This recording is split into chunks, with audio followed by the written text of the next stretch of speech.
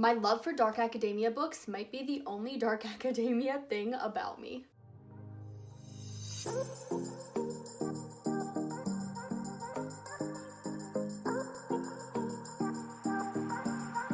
When I was filming this video, I really wanted to embody the dark academia vibe, and so I came up with this outfit, or like this shirt was the first thing that came to my mind. But anyways, today we are here to talk about 8 dark academia book recommendations. If you are new here, my name is Angela Ann. I'm the friend of all the good YA book recommendations and literary lifestyle tips. Today, we're going to be going over dark academia book recommendations because one of my goals for 2021 is to get more into this genre. I love the aesthetic of dark academia, although I feel like my personal aesthetic is more light academia, so I wanted to start getting more into it, as well as hopefully following some more content creators on TikTok and Instagram who embody this aesthetic just so I can have the dark academia vibes in my life. Before we get into those book recommendations, what is dark academia? To get the most complete definition of this, I went on to Urban Dictionary. So according to Urban Dictionary, dark academia is an aesthetic that is inspired by old and classic literature and philosophy, as well as themes of existentialism and death, essentially a knowledgeable vintage emo. It revolves around a dark color scheme, as the name implies, with hints of earthy tones as well, such as navy green, burgundy, cream, and brown, and beige. This whole aesthetic is about looking like a wisecracking, pretentious scholar, so you'd usually see one wearing plaid or suede dress pants, knitted turtlenecks, black belts, blazers, baggy overcoats, dress shoes, black heels, and pocket watches and gold vintage watches. You will occasionally find one lounging around in a used bookstore, reading old classics and writing poetry, or in a vintage coffee shop ordering a black coffee or green tea with no sugar. I think Urban Dictionary might have a little bit of a salty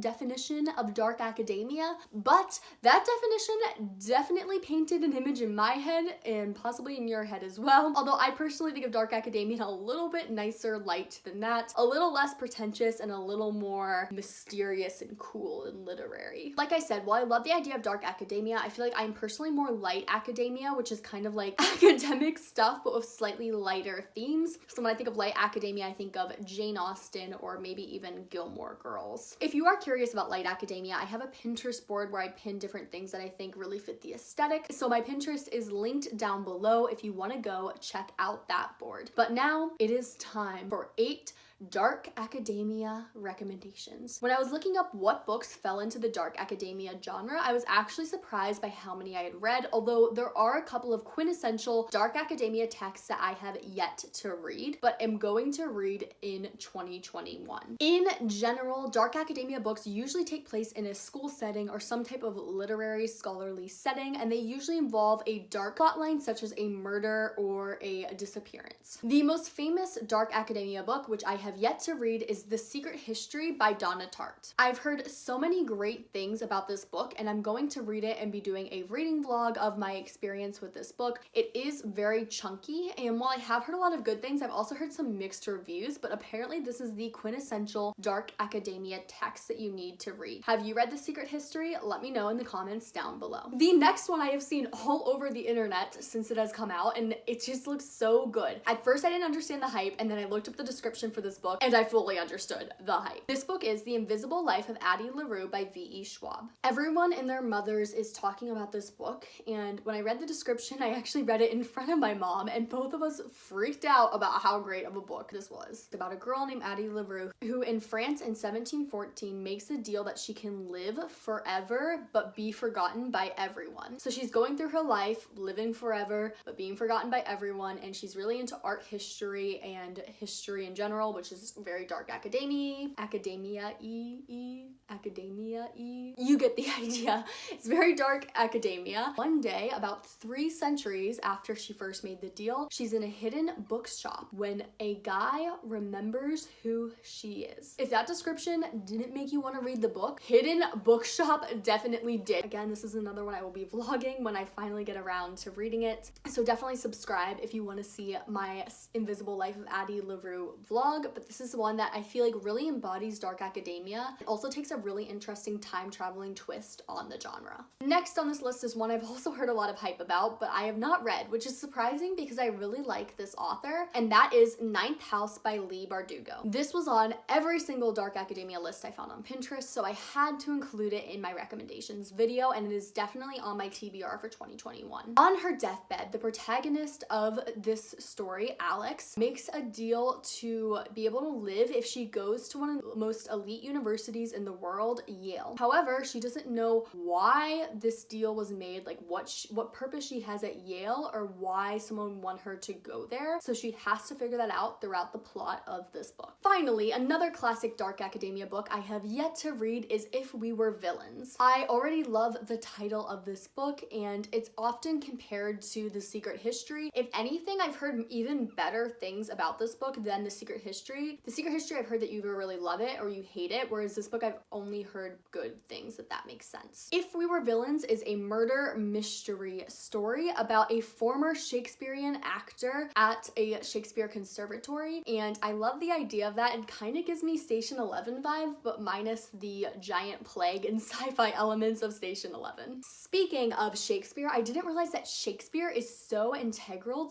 to the dark academia literature genre. Every list I saw talked about Shakespeare and how he belonged on dark academia reading lists. I personally have read a decent amount of Shakespeare in my life. I actually like going and seeing Shakespeare a lot. A lot of times during the summer, I will go to Shakespeare plays outside. I think it's just quite lovely. I'm guessing when they say like Shakespeare dark academia, they're talking about like Hamlet or Macbeth, but my personal favorite probably falls more into light academia, and that's Much Ado About Nothing by William Shakespeare, and it is a romantic comedy that is very similar in a lot of ways to the plotline of Pride and Prejudice. So Much Ado About Nothing is a comedy of errors, and it follows two cousins, Beatrice and Hero, as they try to navigate their love lives. And of course, there's a lot of like complications. Of course, the main character, Beatrice, has a enemies to lovers romance very similar to Mr. Darcy and Lizzie Bennet from Pride and Prejudice. Might fall more on the light academia scale. The next book I'm gonna recommend is more of like an author slash vibe, and it's one of the first authors who came to mind when I thought of dark academia, and I was really surprised to not see this author on more traditional dark academia reading recommendation list, and that author is Albert Camus. So when I think of dark academia and read that definition from Urban Dictionary as well as kinder definitions about dark academia, I really think about the existential movement. Albert Camus and Jean-Paul Sartre and all the like Parisian existentialists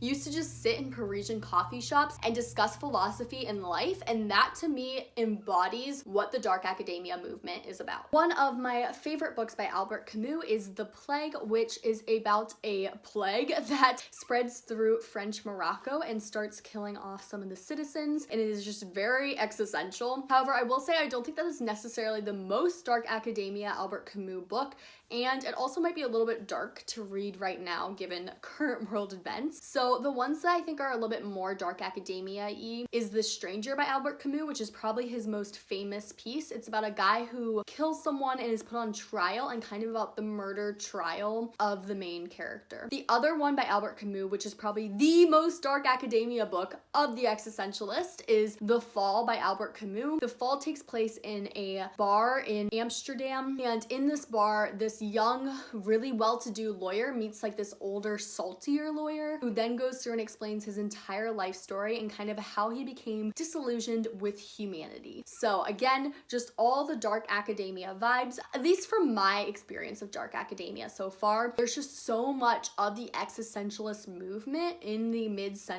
20th century in dark academia that reading a text by someone like Camus, or maybe even something by Sartre, would really help one understand the philosophical reasoning behind dark academia and understand how it can be more than just an aesthetic. The next book on my dark academia's reading recommendations list is a classic that I absolutely adore and was so happy to see on all the dark academia reading lists, and that is The Picture of Dorian Gray by Oscar Wilde. I really love Oscar Wilde. I actually really love his plays, and I love the only novel he ever wrote, which is The Picture of Dorian Gray. The Picture of Dorian Gray is about this guy, Dorian Gray, who when he's a young man gets a portrait painted of him. He really loves this portrait, so he wishes out loud, man, I wish I would never age more than I am right now in this portrait. There's some weird magic thing that happens, and so as he gets older, instead of him aging, the portrait ages, which means that he stays a young man forever, and the portrait kind of reflects his aging process as well as his internal